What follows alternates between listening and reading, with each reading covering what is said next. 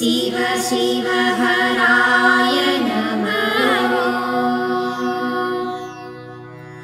गौरीनायक नमः उमामहेश्वर नमः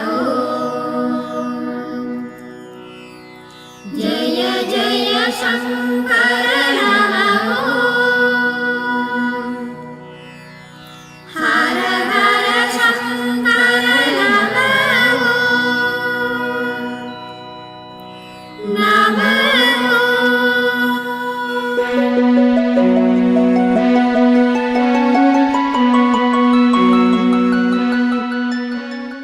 வணக்கம். சித்தர்கள் திருவடி இணையதள ஆன்மீக வலைக்காட்சியின் மூலம் உங்களை அன்போடு வரவேற்கிறேன். இது ஆலய தரிசனம். இன்றைய ஆலய தரிசனத்துல நம்ம பார்க்க போறது காஞ்சிபுரம் ஏகாம்பரேஸ்வரர் கோயில். காஞ்சிபுரம் மாவட்டத்தில் பெரிய காஞ்சிபுரம் என்று அழைக்கப்படும் இந்த இடத்துலதான் ஏகாம்பரேஸ்வரர் திருக்கோயில் அமைந்துள்ளது. பஞ்சபூத ஸ்தலங்கள்ல வந்து பிருத்திவி, அதாவது மண் என்று சொல்லப்படுகிற ஒரு பஞ்சபூத தலங்கள்ல ஒன்றாக இந்த ஆலயம் வந்து போற்றி வழிபட்டு கொண்டிருக்கிறது. இந்த கோயிலோட முக்கிய கடவுள் வந்து ஏகாம்பரேஸ்வரர். அம்பிகை வந்து காமாட்சி அம்மன். காமாட்சி அம்மனுக்கு தனி சன்னதி இருக்குது. ஏற்கனவே வந்து காஞ்சி காமாட்சி அப்படிங்கிற ஒரு கோயில் ஒன்று இருக்குது. இங்க வந்து அம்பிகை வந்து காமாட்சி அம்மனா பேர்ல அழைக்கப்படுகிறது. ஏகாம்பரநாதர் அப்படின்னு அழைக்கப்படுற இந்த கோயில்ல வந்து மிகப்பெரிய பழமையான கோயில். பல்லவர் காலத்தில் வந்து இது ரொம்ப சீரும் சிறப்புமாக கட்டப்பட்டது. இரண்டாம் நரசிம்ம பல்லவனால் கட்டப்பட்ட கைலாசநாதர் கோயிலுக்கு பிற்பட்டது என்று கருதப்பட்டாலும் இந்த கோயில் குறைச்சல வந்து 1300 ஆண்டுகளுக்கு மேற்பட்ட ஒரு பழமை வாய்ந்ததா நல்லா சொல்றாங்க. 7ஆம் நூற்றாண்டு தமிழ் சைவ நியம படைப்பான தேவாரத்துல தலைமை தெய்வம் அப்படியா இந்த ஏகாம்பரேஸ்வரர் போற்றப்பட்டிருக்கிறார். இது தமிழ் துறவிகள் எல்லாம் பாடல்கள் பெற்ற திருத்தலம். இந்த கோபுரம் எல்லாம் வந்து 4 நுழைவாயில் கோபுரங்கள் இருக்குது. உயரமா தெற்கு கோபுரம் வந்து 11 தலங்கள் கொண்டது. 58.5216 மீட்டர், அதாவது 192 அடி உயரம் இதோட தெற்கு கோபுரம். இந்தியாவில மிக உயரமான கோயில் கோபுரங்கள்ல இதுவும் ஒன்று, காஞ்சி ஏகாம்பரேஸ்வரர் கோயில். இந்த கோயில்ல ஏராளமான கோயில்கள் இருக்குன்னு உள்ளுக்குள்ளேயே நிறைய அவற்றுல ஏகாம்பரேஸ்வரர் மற்றும் விஷ்ணு கோவில், நீலாதிங்கள் துண்டம் பெருமாள் திவ்ய தேசத்துல அது ஒண்ணு. இது ரொம்ப முக்கியமா நம்ம வந்து சொல்லப்படுறது. இந்த கோயில் வளாகத்துல வந்து நிறைய மண்டபங்கள் இருக்குது. விஜயநகர பேரரசு காலத்துல கட்டப்பட்ட 1000 தூண்கள் கொண்ட மண்டபம் இந்த கோயில்குள்ள இருக்குது. ஏகாம்பரர் கோயில் மண்டபத்துல வந்து பல்லவர் காலம் தொட்டு நாயக்கர் காலம் வரை பல்வேறு மன்னர்கள் திருப்பணிகள் செய்தமைக்கு ஆதாரமாக நிறைய கல்வெட்டுக்கள் எல்லாம் இந்த வளாகத்துல நம்மளால பார்க்க முடியுது. இந்த கோயில் வந்து தெற்கு வாயில் அப்படின்னு சொல்ற மிகப்பெரிய ராஜகோபுரம் விஜயநகர அரசரான கிருஷ்ணதேவராயரால் கட்டப்பட்டது. இது வந்து கிபி 1509ஆம் ஆண்டு கல்வெட்டுகளில் இருந்து அறிய முடியுது. இங்கே விஜயநகர மன்னர் காலத்திலிருந்தே 1000 மண்டபமும் ஒண்ணு உண்டு.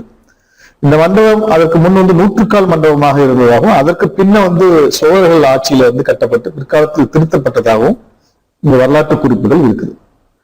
முதல்ல பல்லவர்களே இந்த கோயிலை கட்டினதுக்கான ஆதாரம் இருக்குது. நிறைய தரவுகள் உண்டு. பல்லவர் கால சிற்பங்கள், கல்வெட்டுக்கள் இங்க நிறைய இருக்குது. அப்ப சோழர்களால் அது வந்து புனரமைக்கப்பட்டு கோயில் வந்து இன்னும் மிகப்பெரிய வளர்ச்சி அடைந்தது. இங்க அப்பர், சுந்தரர், திருநாவுக்கரசர், ஞானசம்பந்தர் அப்படிங்கிற அந்த 4வராலும் பாடல் பெற்ற தலம் இது. ஒரு சில பேருக்கு ஒருத்தர் 2 பேர் பாடியிருப்பாங்க. இங்க 4வரும் இங்க வந்து பாடியிருக்காங்க. பழங்கால சமயம் சார்ந்த நூல்களில் இந்த கோயில்கள் திருக்கட்சி ஏகம்பம் என்னும் பெயரால் குறிப்பிட்டு வந்திருக்கிறது. இந்த கோயில் கிழக்கு கோபுரமான ராஜகோபுரம் 58.5 மீட்டர் உயரம், 9 அடுக்குகளை கொண்டது. இதுவும் வந்து விஜயநகர ஆண்ட கிருஷ்ணதேவராயர் 1509ஆம் ஆண்டுகள் தான் கட்டிருக்கிறாங்க. இந்த கோயில் வெளி மதில் இருக்கு பாத்தீங்களா, இது வந்து 1799 வந்து ஹாட்சன் என்பவரால் வந்து புதுப்பிக்கப்பட்டிருக்குது. அதுல வந்து புத்தர், மகா நிர்வாணம் முதலிய உருவங்கள் எல்லாம் இந்த கோயிலோடு சேர்ந்திருக்கு. இந்த சிலையில வந்து நிறைய மகேந்திரன் காலத்து எழுத்துக்கள் ஒரு சிலது அங்க இருக்குது. சில இடங்கள்ல வந்து விஜயநகர சின்னங்கள், வராகமும் கட்கமும் இதுல வந்து இருக்குது. முன் மண்டபத்துல பாத்தீங்கன்னா ஒரு சிலை ஆதித்த கரிகாலன் உருவம் இருக்குதுங்க. அதுக்கு வந்து தாடி இருக்குது. சுவாமி சந்நிதி கிழக்கு பக்கமாவே இருக்குது. ஆனால் கோபுர வாசல் பாத்தீங்கன்னா தெற்கு பக்கமாவே இருக்குது. இங்க இருக்கிற சிவபெருமான் பிருத்திவிலிங்கம், அதாவது ஏற்கனவே சொன்ன மண், அந்த பஞ்சபூத தலங்கள்ல மண் இது. இந்த சிவபெருமான் மண்ணால் ஆனவர். இதனை சுயம்பு என்றும் கூறுவது உண்டு. அதாவது இந்த சிவபெருமானுக்கு அபிஷேகங்கள் நடப்பது கிடையாது. மாற்றாக லிங்க வடிவில் உள்ள ஆவுடையாருக்கு அபிஷேகங்கள் நடைபெறும். மேலும் இங்கு மற்ற கோவில்களைப் போல அம்மனுக்கு தனி சந்நிதி கிடையாது. மற்ற கோவில்களைப் போல் விநாயகர், முருகன் போன்ற கடவுள்களும் இங்கு காட்சி தருகின்றனர். முதல் பிரகாரத்தின் ஈசான மூலையில் மிலாத்துண்ட பெருமாள் சன்னதி அமைந்துள்ளது. மேலும் இந்த கோவில் 108 வைணவ திவ்ய தேசங்களில் ஒன்றாக இது விளங்கிக் கொண்டிருக்கிறது. இது புராண கதை அப்படின்னு பார்த்தா, சிவனின் மனைவியான பார்வதி வேகவதி நதிக்கு அருகில் உள்ள ஒரு மாமரத்தின் கீழ் தவம் செய்து பாவத்திலிருந்து தன்னை விடுவித்துக் கொள்ள விரும்பியதாக புராண கதை கூறுகிறது. அவருடைய பக்தியை சோதிக்க சிவன் அவள் மீது நெருப்பை அனுப்பினார். பார்வதி விஷ்ணுவுடன் பிரார்த்தனை செய்தார். விஷ்ணு சந்திரனை அழைத்து வந்தார். அதன் கதிர்கள் மரத்தையும் பார்வதியையும் குளிர்வித்தன. பார்வதியின் தவத்தை சீர்குலைக்க சிவன் மீண்டும் கங்கை நதியை அனுப்பினார். அவர்கள் சகோதரிகள் என்பதால் பார்வதிக்கு தீங்கு விளைவிக்க கூடாது என்று பார்வதியை கங்கையை சமாதானப்படுத்தினார். சிவனை மகிழ்விக்க பார்வதி மணலில் இருந்து ஒரு சிவலிங்கத்தை வழிபட்டார். இறுதியில் சிவன் அவள் முன் ஏகாம்பரேஸ்வரர் என்ற மாமரத்தின் இறைவன் என்று தோன்றினார். மற்றொரு புராணத்தின்படி பார்வதி ஒரு மாமரத்தின் கீழ் பிருத்திவிலிங்கம் அல்லது மணலால் ஆன லிங்கம் வடிவில் சிவனை வழிபட்டார். புராணத்தின்படி வேகவதி நதி நிரம்பி வழிந்து சிவலிங்கத்தை மூழ்கடிக்கும் அச்சுறுத்தலை ஏற்படுத்தியது. காமாட்சியாக பார்வதி லிங்கத்தை தழுவினார். நேரில் வெளிப்பட்ட சைகையால் சிவன் தொட்டு அவளை மணந்தார். அந்த சூழலில் அவர் தமிழில் தழுவா குழைந்தர் என்று குறிப்பிடப்படுகிறார். திருக்குறிப்பு தொண்ட நாயனார் என்ற துறவி கோவிலுக்கு அருகில் ஒரு சலவை தொழிலியாக இருந்தார். அவர் அனைத்து சைவர்களின் துணிகளையும் துவைத்தார். சிவன் ஒரு வயதான பிராமணனாக தோன்றி விடியற் காலையில் கழுவச் சொன்னதால் அவர் தெய்வீகமாக ஏமாற்றப்பட்டார். அதே நேரத்தில் சிவன் மேகமூட்டமாக மாலையை உருவாக்கினார். மாலை நெருங்குவதை கண்ட சலவை தொழிலாளி ஏமாற்றத்துடன் ஒரு கல்லில் தலையை மோதிக்கொண்டார். கடவுள் தனது உண்மையான வடிவத்தில் தோன்றி தனது பக்தர்களுக்கு அருள் செய்தார். இதுதான் புராண கதை. தல வரலாறு என்ற ஒவ்வொரு ஆலயத்திற்கும் ஒரு தல வரலாறு உண்டு. பார்வதி திருக்கைலாயத்தில் திரு சிவபெருமானின் கண்களை விளையாட்டாக மூழ்கியதால் உலகம் இருளில் மூழ்கியது. சிவபெருமான் நெற்றிக்கண்ணை திறந்து உலகத்துக்கு வெளிச்சம் தந்தார். இந்த தவறால் பார்வதியை பூலோகத்துக்கு சென்று தன்னை நோக்கி தவமிருக்க சொன்னார் சிவபெருமான். பார்வதியும் காஞ்சிபுரத்தில் கம்பா நதிக்கரையில் ஒரு மாமரத்தின் அடியில் மணல் லிங்கம் செய்து பூஜித்தார். பார்வதியின் தவத்தை உலகுக்கு அறிய செய்ய சிவபெருமான் கம்பா நதியில் வெள்ளத்தை உண்டாக்கினார். பார்வதி தனது மணல் லிங்கத்தை வெள்ளம் அடித்து செல்லாமல் இருக்க கட்டி அணைத்துக் கொண்டார். உடனே சிவபெருமான் அந்த மரத்தின் அடியில் தோன்றி பார்வதிக்கு அருள் தந்து 2 படி நெல்லை கொடுத்து காமாட்சி என்ற பெயரில் காமக்கோட்டத்தில் 32 அரண்களை செய்ய பணித்தார். பார்வதி வழிபட்ட மணலிங்கம் தான் பிருத்திவிலிங்கம். அந்த மாமரம் தான் ஸ்தல விருட்சம். காமக்கோட்டம் தான் காமாட்சி அம்மன் கோவில். பார்வதி கட்டி தழுவியதால் இங்குள்ள சிவபெருமானை தழுவ குழைந்தார் என்று அழைப்பர். அவரது துணைவியார் பார்வதி ஏலவர் குழலியாக சித்தரிக்கப்படுகிறார். சுந்தரமூர்த்தி நாயனார் சங்கிலி நாச்சியாரை மணந்த போது உன்னை பிரியேன் என்று சிவனை சாட்சியாக வைத்து சத்தியம் செய்தார். அந்த சத்தியத்தை மீறியதால் அவர் கண் பார்வை இழந்தார். இழந்த பார்வையில் இடக்கண் பார்வையை சுந்தரர் இங்கு பதிகம் பாடி பெற்றதாக வரலாறு உண்டு. இந்த பிரம்மாண்டமான கோவில் குறைந்தது கிபி 600 முதல் இருந்து வருவதால் இந்தியாவின் மிக பழமையான கோவில்களில் இதுவும் ஒன்றாகும். 2ஆம் நூற்றாண்டு தமிழ் கவிதைகள் காமக்கோட்டம் மற்றும் குமாரக்கோட்டம் இந்த ஆலயம் பற்றி பேசப்படுகின்றன. மணிமேகலை மற்றும் பெரும் பாராட்டுப்பட்டை போன்ற கிமு 300 ஆண்டுகளுக்கு தேதியிட்ட பாரம்பரிய தமிழ்ச்சங்க இலக்கியங்களில் இந்த கோவில் குறிப்பிடப்பட்டுள்ளது. ஆரம்பத்தில் இந்த கோவில் பல்லவர்களால் கட்டப்பட்டது. வேதாந்தி கச்சியப்பர் இந்த கோவிலின் பூசாரியாக பணியாற்றினார். அப்போது இருந்த கட்டமைப்பு பிற்கால சோழ மன்னர்களால் இடிக்கப்பட்டு மீண்டும் புனரமைக்கப்பட்டுள்ளது. 10ஆம் நூற்றாண்டின் துறவியான ஆதிசங்கரர் உள்ளூர் ஆட்சியாளர்களின் உதவியுடன் காஞ்சிபுரத்தை மறு வடிவமைத்தார். மேலும் இந்த கோவிலையும் காமாட்சி அம்மன் கோவில் மற்றும் வரதராஜ பெருமாள் கோவிலையும் விரிவுபடுத்தினார். அச்சுதராயர் உருவாக்கிய கிராமங்களின் எண்ணிக்கையை குறிக்கும் 1532 CE என்ற தேதியிட்ட கல்வெட்டுகள் உள்ளன. அச்சுதராயர் இயக்கிய வீர நரசிங்கராய சாலுவ நாயக்கர் வரதராஜ சுவாமி கோவிலை விட ஏகாம்பரேஸ்வரர் கோவிலுக்கு அதிக நிலங்களை வழங்கி 2 கோயில்களுக்கும் சமமாக நன்கொடை அளிக்க வேண்டும் என்ற உத்தரவை மீறி அரச உத்தரவை மீறினார். இதை கேட்ட அச்சுதராயர் 2 கோயில்களுக்கும் நிலங்களை சமமாக பறித்தார். கிருஷ்ணதேவராயர் 1509ஆம் ஆண்டிலிருந்து 1529ஆம் ஆண்டு வரை கட்டிய 11 மாடி தெற்கு கோபுரம் கிட்டத்தட்ட 57 மீட்டர் 187 அடி உயரம் கொண்டது மற்றும் நாட்டின் மிக உயரமான கோபுரங்களில் இது ஒன்று. 15ஆம் நூற்றாண்டில் விஜயநகர மன்னர்களும் இந்த கோவிலுக்கு ஏராளமான நன்கொடைகளை வழங்கினார். பின்னர் வள்ளல் பச்சையப்பன் முதலியார் இந்த கோவிலில் வழிபடுவதற்காக சென்னையில் இருந்து காஞ்சிபுரம் வரை தவறாமல் சென்று வந்தார். பிரிட்டிஷ் ஆட்சி காலத்தில் கோவில் புதுப்பிப்பதற்கான அவர் கணிசமான பணத்தை செலவிட்டு ஆச்சரியப்படுத்தினார். பச்சையப்ப முதலியார் குதிரையின் மேல் அமர்ந்திருப்பதை கோவில் தூணில் காணலாம். பிந்தைய கட்டத்தில் காஞ்சிபுரத்திற்கு செல்லும் பயண நேரத்தை தவிர்ப்பதற்காக பச்சையப்ப முதலியார் அதே பெயரில் இது போன்ற ஒரு கோயிலை சென்னையில் கட்டினார். 1505 ஆண்டிலிருந்து 6ஆம் ஆண்டு வரை இந்திய தொல்பொருள் ஆய்வு அறிக்கை நாட்டுக்கோட்டை செட்டியார்களால் கோவிலில் மேற்கொள்ளப்பட்ட பரவலான புதுப்பித்தல் நடவடிக்கைகளை குறிக்கிறது. நவீன காலங்களில் கோவில் தமிழ்நாடு அரசின் இந்து மதம் மற்றும் அறநிலைத்துறையால் பராமரிக்கப்பட்டு வருகிறது. ஒவ்வொரு கோவிலுக்கும் ஒரு தலவருஷம் என்று ஒன்று உண்டு. அந்த வகையில் இந்த கோவிலில் தலவருஷம் என போற்றப்படுவது 3500 ஆண்டுகளுக்கு முன்பு பழமை வாய்ந்த ஒரு மாமரம். இந்த மாமரத்தில் 4 கிளைகள் உள்ளன. வெவ்வேறு காலங்களில் இந்த மரத்தில் உள்ள 4 கிளைகளில் 4 விதமான மாம்பழங்கள் உருவாகும். இதன் சிறப்பு இங்கு இந்த 4 கிளைகளும் ரிக், யஜுர், சாம, அதர்வன எனும் 4 வேதங்களை குறிக்கிறது. ஏகம் பிளஸ் ஆமரம், அதாவது ஒன்று ஏகம் என்றால் ஒன்று, ஆகமம் என்றால் மாமரம். 4 கிளைகளையும் 4 வெவ்வேறு உருவங்களையும் பழச்சுவைகளையும் கொண்ட இந்த ஒரே மரம், அதனால் அதுக்கு ஏகாம்பரம் என்ற பெயர் பெற்றது. இந்த ஆலயத்தின் கட்டிடக்கலை பார்த்தீங்கன்னா கிட்டத்தட்ட 9.3 ஹெக்டேர் 23 ஏக்கர் இருந்து 40 ஏக்கர் வரை சொல்றாங்க பரப்பளவை கொண்டுள்ளது. 59 மீட்டர் 194 அடி உயரத்தை எட்டும் இந்த கோவிலின் ராஜகோபுரம் கோயிலோட நுழைவாயில பார்த்தினாலே பிரமிப்பா இருக்கும். தென்னிந்தியாவின் மிக உயரமான ஒரு கோபுரமாகும். நுழைவாயில் கோபுரத்தின் கீழ்ப்பாதையில் இருபுறமும் விநாயகர் மற்றும் முருகன் சன்னதிகள் உள்ளன. நுழைவாயிலிருந்து வாகன மண்டபம் மற்றும் சரபேச மண்டபம், நவராத்திரி மண்டபம் என்று கூட இதை சொல்றாங்க. 2 மண்டபங்களும் உள்ளன. விஜயநகர மன்னர்களால் கட்டப்பட்ட 1000 கால் மண்டபம் அல்லது 1000 தூண்களை கொண்ட மண்டபம் நுழைவாயில் கோபுரத்திற்கு பிறகு வளாகத்தில் காணப்படுகிறது. நிலத்தடியில் புனித நீர் இருந்ததாக கூறப்படுகிறது. 4வது முற்றத்தில் ஒரு சிறிய விநாயகர் கோயில் மற்றும் ஒரு குளம் உள்ளது. 3வது முற்றத்தில் பல சிறிய சன்னதிகள் உள்ளன. கோயிலின் கொடிமரம் கருவறைக்கு அச்சாகவும் பிரதான நுழைவாயிலுக்கும் கோயில் தொட்டிக்கும் 2 திசைகளிலும் குறுக்காகவும் அமைந்துள்ளது. பச்சையப்ப முதலியார் பெயரால் திருக்கச்சி மயானம் மற்றும் கலையான மண்டபம் என்ற பெயரில் ஒரு சன்னதி உள்ளது. இவை 2ம் கொடிமரத்திற்கு அருகிலேயே அமைந்துள்ளது. கோவிலின் 4 மூலைகளிலும் திருக்கச்சி மயானம், வாலீசம், ரிஷவேசம், சத்திய நதீசம் ஆகியவை அமைந்துள்ளன. கொடிமரத்தின் மண்டபத்தில் பல்வேறு புராண கதைகள் மற்றும் சிவனின் அவதாரங்களை குறிக்கும் சிக்கலான உருவங்களுடன் செதுக்கப்பட்ட தூண்கள் நிறைய காணப்படுகின்றன. கருவறையில் சிவனும் பார்வதியும் ஒன்றாக வந்திருக்கும் உருவத்துடன் சிவலிங்கம் உள்ளது. தங்க முலாம் பூசப்பட்ட லிங்கம் வெள்ளத்தில் மூழ்கும் வேகவதி நதியிலிருந்து பார்வதி லிங்கத்துக்கு கட்டிப்பிடித்த கதையை சித்தரிக்கிறது. முதல் பிரகாரத்தை சுற்றி 63 நாயன்மார்களின் கிரானைட் உருவம் உள்ளது.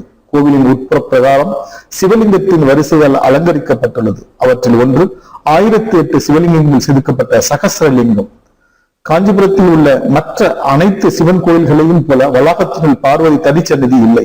காமாட்சி அம்மன் கோவிலில் உள்ள தெய்வம் ஏகாம்பரநாதரின் துணைவி என்பது உள்ளூர் நம்பிக்கை.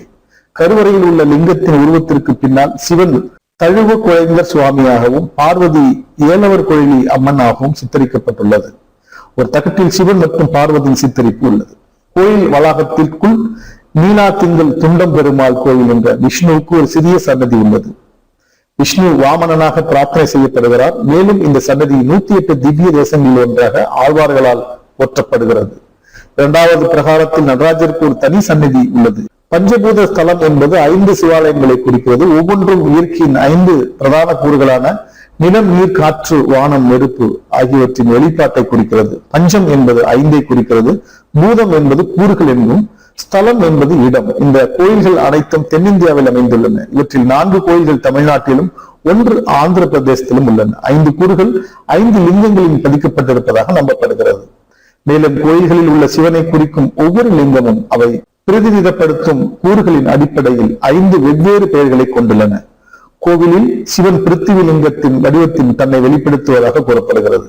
மற்ற 4 வெளிப்பாடுகள் ஜம்புகேஸ்வரர் கோவில் உள்ள அப்புலிங்கம் திருவானைக்காவலிலும், சிதம்பரம் தில்லை நடராஜர் கோவிலில் உள்ள ஆகாசலிங்கம் வானத்தை குறிப்பதாகவும், அண்ணாமலையார் கோவில் திருவண்ணாமலையில் உள்ள அக்னிலிங்கம் நெருப்பை குறிப்பதாகவும், ஸ்ரீ காளஹஸ்தி கோவிலில் உள்ள வாயு லிங்கம் காற்றை குறிக்கவும் இங்கே நம்ம முக்கியத்துவம் வாய்ந்ததாகும்.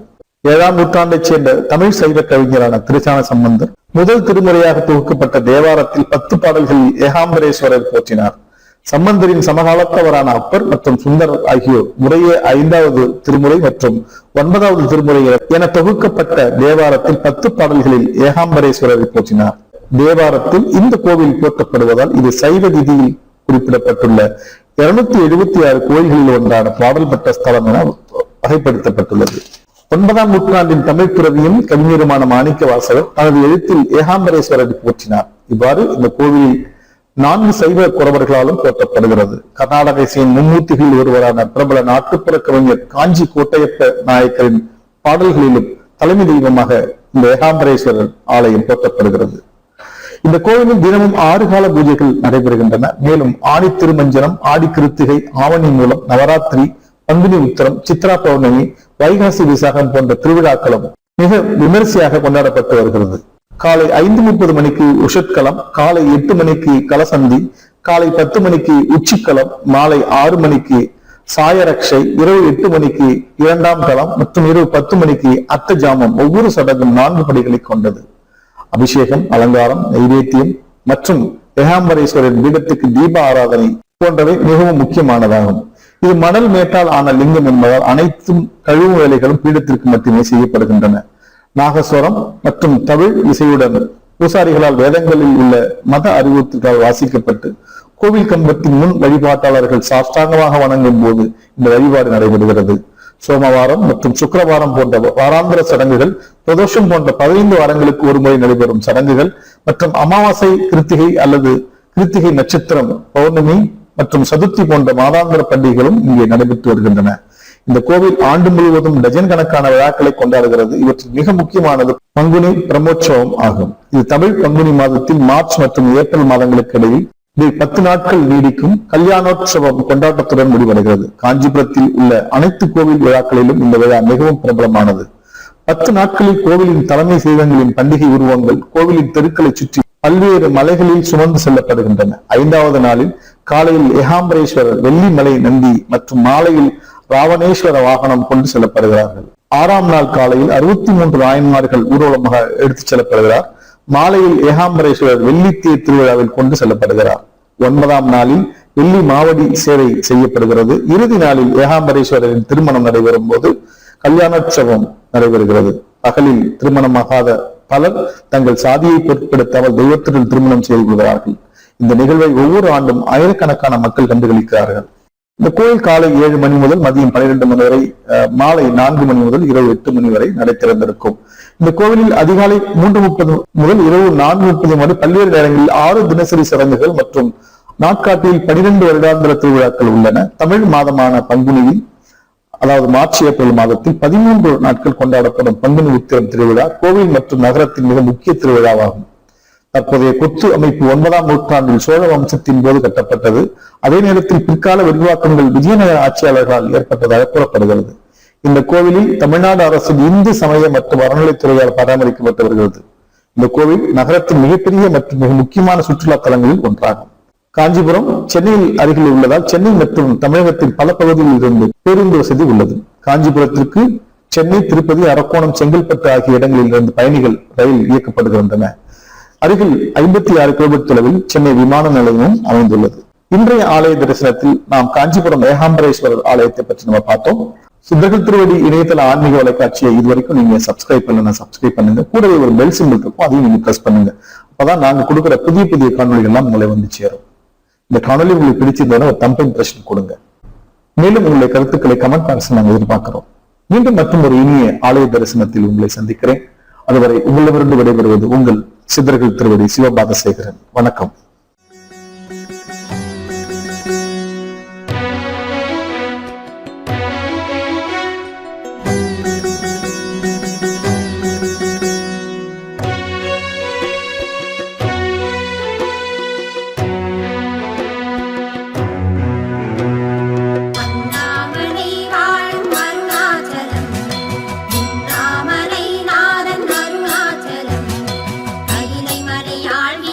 பரமேஸ்வரன்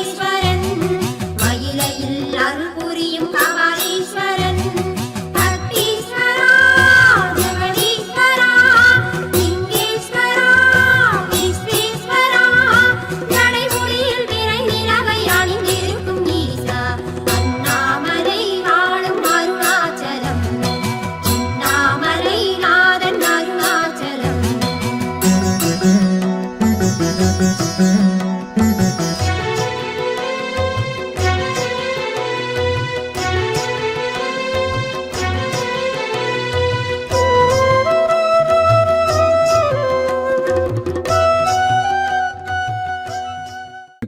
தனது 5வது ஆண்டில் தொடர்ந்து இறை சேவையை தொடங்குகிறது. விலைக்கேற்ற கூட வழியில்லாத எண்ணற்ற சித்தர்களின் ஜீவபீடங்கள் மற்றும் திருக்கோவில்களுக்கு 1 மாதத்திற்கு தேவையான எண்ணெய் மற்றும் பூஜை பொருட்கள் வழங்கியும், சிதலமடைந்த தமிழக திருக்கோவில்கள் மற்றும் சித்தர் பீடங்களை திருப்பணி செய்து புதுப்பிக்க தேவையான செங்கல், மணல் மற்றும் சிமெண்ட் போன்ற கட்டுமான பொருட்களாகவோ அல்லது அதற்கு இணையான நிதியாகவோ வழங்கி வருகிறது. மேலும் சாலையோரங்களில் வாழும் ஆதரவற்றவர்கள், அனாதைகள், வாழ்வாதாரம் இழந்தவர்கள் மற்றும் ஏழை எளியோர்கள் சுமார் 200 பேர்களுக்கு ஒருவேளை அன்னதானத்தை சித்தர்கள் திருவடி சேவா அறக்கட்டளையின் சார்பில் தொடர்ந்து வழங்கி வருகிறோம். இந்த ஒருவேளை அன்னதானம் வரும் காலங்களில் நித்திய அன்னதானமாக வழங்கி மகிழ சித்தர்கள் திருவடி சேவா அறக்கட்டளை முன்னெடுத்து வருகிறது. சித்தர்களின் விருப்பம் போல நாம் பசித்தோருக்கு அன்னம் பாலிப்பது என்பது சித்தர்களுக்கு நாம் செய்யும் சேவையாகும். நீங்களும் உங்கள் அருகாமையில் இருக்கும் ஏழை எளியோருக்கு உங்களால் இயன்ற அளவு அன்னதானம் செய்யுங்கள். உங்களால் அன்னதானம் செய்வதற்கு போதிய நேரம் ஒதுக்க இயலவில்லை என்றால் சித்தர்கள் திருவடி சேவா அறக்கட்டளை உங்கள் சார்பாக அன்னதானம் செய்ய காத்திருக்கிறது. உங்கள் குழந்தைகளின் பிறந்த நாள், இல்லத்தாரின் பிறந்த நாள், திருமண நாள், பெற்றோர்களின் நினைவு நாட்கள் மற்றும் உங்கள் இல்ல குடும்ப விசேஷ நாட்களில் சித்தர்கள் திருவடி சேவா அறக்கட்டளையின் மூலம் அன்னதானம் செய்யுங்கள். தானத்தில் சிறந்தது அன்னதானம். அதனை உங்கள் வாழ்வில் செய்து உங்கள் கர்ம வினைகளிலிருந்து விடுபட்டு ஏழையின் சிரிப்பில் இறைவனை காணுங்கள். அன்னதானம், பூஜை பொருட்கள் தானம் மற்றும் ஆலய திருப்பணி செய்ய விரும்பினால் 8438238921 என்ற சித்தர்கள் திருவடி சேவா அறக்கட்டளையின் எண்ணிற்கு உங்கள் நன்கொடையை ஜிபே அல்லது பேடிஎம் மூலம் அனுப்பி வையுங்கள். மேலும் அன்னதான விவரங்கள் மற்றும் வங்கி விவரங்கள் அறிய திரையில் தோன்றும் இணையதளத்தை பார்வையிடவும். என்றென்றும் இறை சேவையில் உங்கள் சித்தர்கள் திருவடி சேவா அறக்கட்டளை. சித்தர்கள் திருவடி இணையதள ஆன்மீக வலைக்காட்சியை நீங்கள் இதுவரைக்கும் சப்ஸ்கிரைப் பண்ணலன்னா சப்ஸ்கிரைப் பண்ணுங்க. கூடவே ஒரு பெல் சிம்பிள் இருக்கும், அதையும் நீங்க பிரஸ் பண்ணுங்க. அப்போதுதான் நாங்கள் கொடுக்கும் புதிய காணொளிகள் உங்களை உடனுக்குடன் வந்து சேரும். இந்த காணொளி உங்களுக்கு பிடிச்சிருந்ததுன்னா ஒரு தம்ப் இம்ப்ரெஷன் ஒன்று இருக்கும், அதை நீங்க பிரஸ் பண்ணுங்க. உங்களுடைய மேலான கருத்துக்களை கமெண்ட் பாக்ஸ்ல நீங்க பதிவு செய்யுங்க. எண்ணற்ற சித்தர் பெருமக்களின் ஜீவபீட தரிசனம் மற்றும் வரலாறு புத்தகங்கள், அவங்க இருப்பிட முகவரி, அலைபேசி எண், தொலைபேசி எண், இப்படி அத்துணை விவரங்களும் www.சித்தர்கள்திருவடி.com என்ற இணையதளத்தில் இருக்கிறது. அதை நீங்கள் இலவசமாக பதிவிறக்கம் செய்து கொள்ளலாம். மீண்டும் மற்றும் ஒரு இனிய காணொளியில் உங்களை சந்திக்கிறேன். அதுவரை உங்களிடமிருந்து விடைபெறுவது உங்கள் சித்தர்கள் திருவடி சிவபாத சேகரன். வணக்கம்.